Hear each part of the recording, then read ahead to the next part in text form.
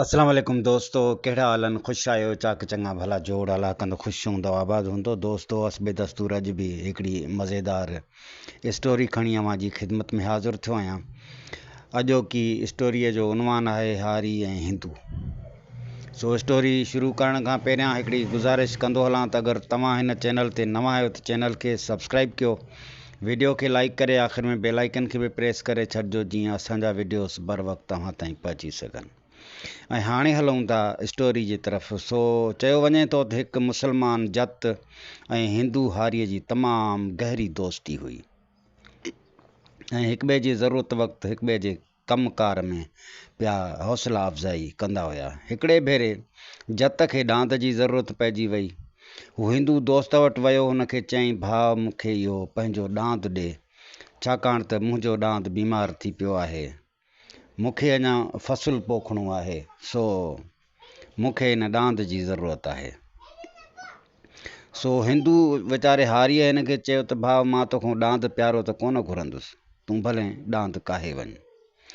जत हुन खां ॾांद वठी घर आयो, हुन जी चङी भली ख़िदमत कई, वेंजारियो, हुन जी जिस्म ते तेल जी मालिश कई, हुन जे अॻियां तमामु घणो गाहु रखियो, पर ॾांद न गाहु खाधो न पाणी पीतो।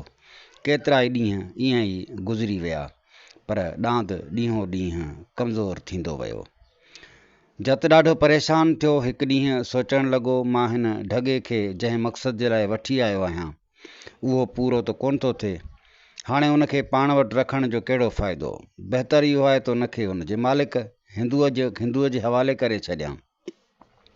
इहो सोचे हिन ॾांद खे वठी पंहिंजे दोस्त वटि वियो। ॿई तपाक सां मिलिया। हिंदू जॾहिं हिन खां हाल अहिवाल पुछियो त जत चवणु लॻो, दोस्त, अव्हां जो ॾांद न कुझु खाए थो, न पीए थो, न ई मुंहिंजो कमु करे थो, उन करे मां तव्हांखे वापसि करणु आयो आहियां। उन ते हिंदू चवणु लॻो, दोस्त, हक़ीक़त इहा आहे त मुंहिंजो ॾांद मुंहिंजे पालतू कुते सां तमामु घणो ठहियलु हुयो, सो हुन कुते खां सवाइ ही तुंहिंजो कहिड़ो कमु करे हा? इहा ॻाल्हि ॿुधी जत चवणु लॻो त पोइ उहो कुतो बि मूंखे ॾे, छो त मूंखे फ़सुलु पोखण में देरि थी रही आहे। इहो ॿुधी हिंदू हारी चवणु लॻो, दोस्त, ख़ैर, मुंहिंजो कुतो त हाणे मरी चुको आहे, जेकॾहिं जीअरो बि हुजे हा त मां तोखे कॾहिं बि न ॾियां हा।